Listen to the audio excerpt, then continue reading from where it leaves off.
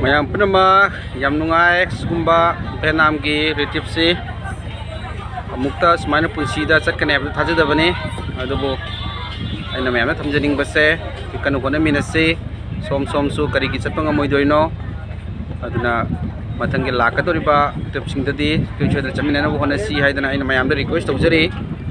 akoi hojik samudra ki khongsat tongan ba Ireland sing chalore koi lunch akoi gi restaurants da koi lunch loire aduna hojikti akoi amuk halai samudra ki mayai dani koi lejari basi basi tongan ba apam area mu koi channa bagi damak arrangement tawba loikre koi gi guide sing na yam phajina makoi na welcome tawi aduna masi koi gi punsida amuk ana thajadaba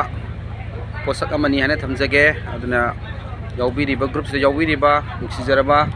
koi punamak nongmodi soidana ai satpa ngamgani haibagi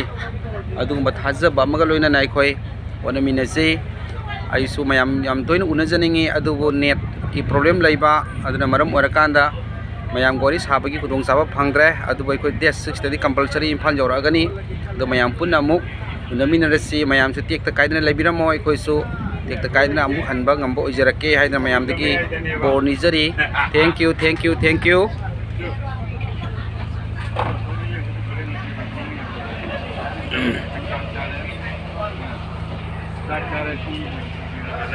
koi lunch loire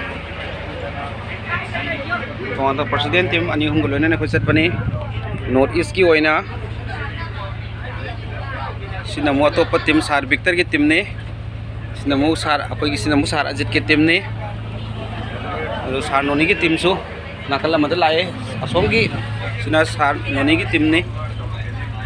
president ahum gi akoi ki tongan ba group dairaga chatpani hojik halong city yorkadore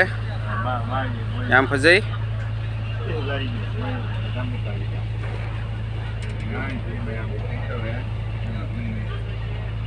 tongan ba makhan gi khoi training sungrang pung ani dagi pung